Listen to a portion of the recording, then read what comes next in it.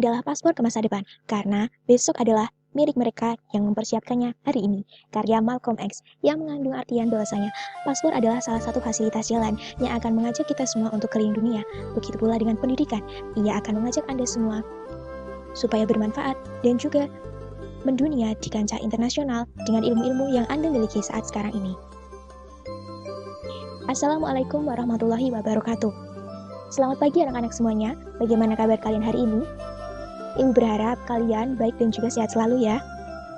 Jangan bosan-bosan untuk melaksanakan pembelajaran di masa pandemi ini, karena tentunya pembelajaran daring ini mengandung banyak manfaat untuk kita agar terus tetap belajar, memupuk ilmu dari dini dan menuainya ketika kita dewasa nanti, seperti itu.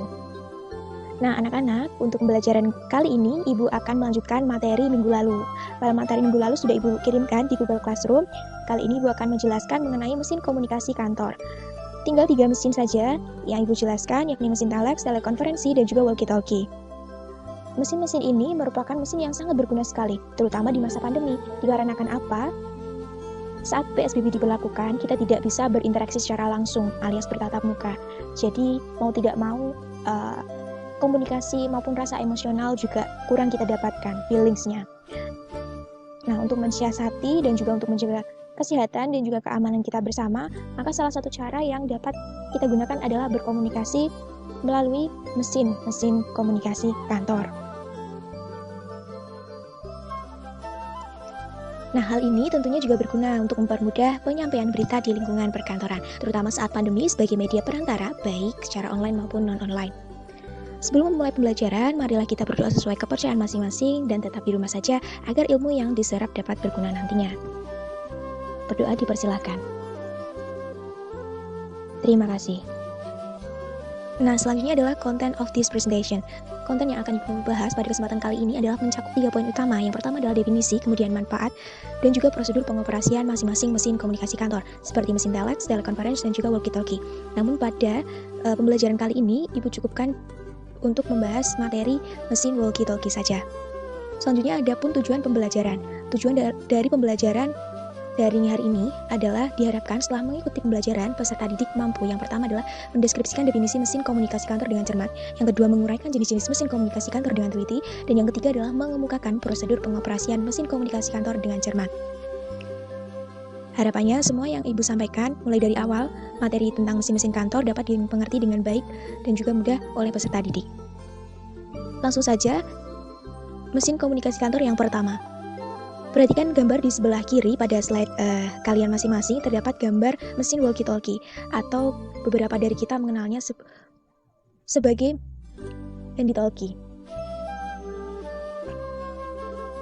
Berbicara perihal sejarah tentang mesin walkie-talkie, mesin ini pertama kali ditemukan oleh seorang ahli bernama Donald Higgs pada tahun 1973. Mesin ini digunakan sebagai alat komunikasi dua arah pada masa Perang Dunia Kedua, seperti itu. Dan secara ringkasnya, definisi dari walkie-talkie sendiri adalah merupakan sebuah alat komunikasi genggam tanpa kabel yang dapat mengkomunikasikan 2 orang atau lebih dengan menggunakan gelombang radio. Seperti itu. Kemudian next.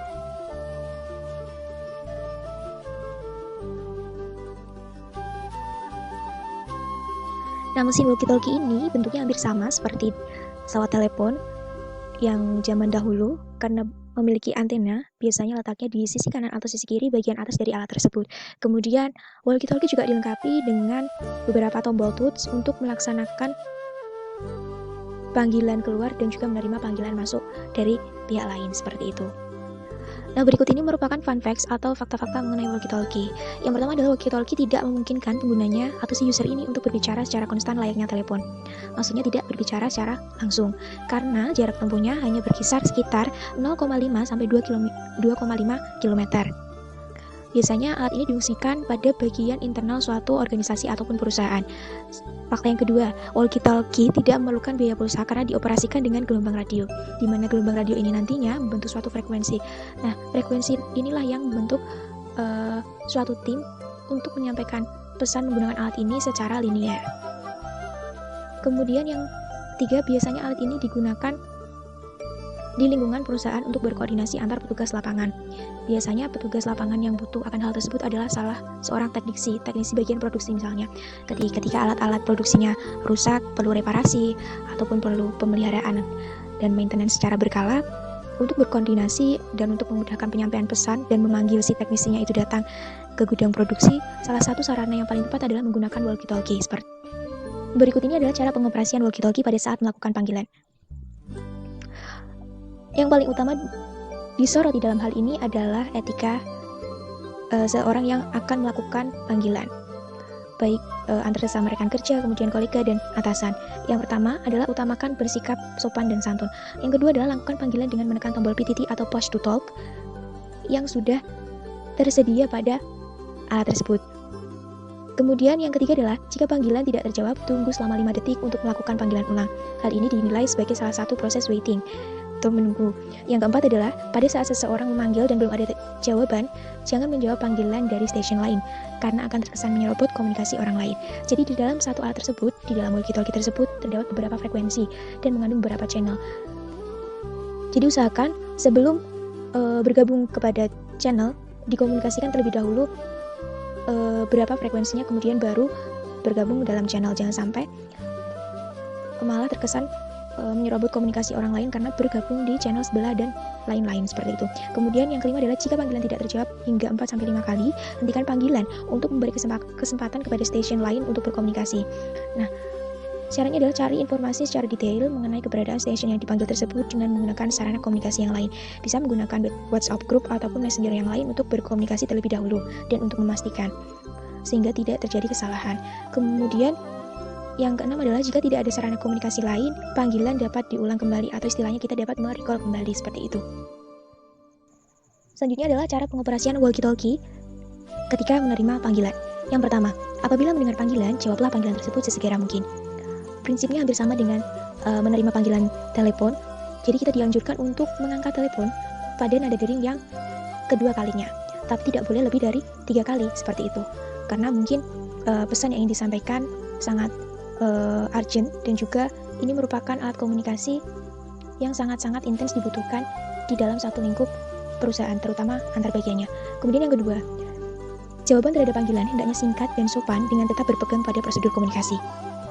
Ketika kita mau menyampaikan pesan, hendaknya jangan berbelit-belit dalam pengucapannya. Artikulasinya harus jelas, kemudian jangan sampai mengandung makna ambigu atau makna ganda dan mudah dimengerti tentunya.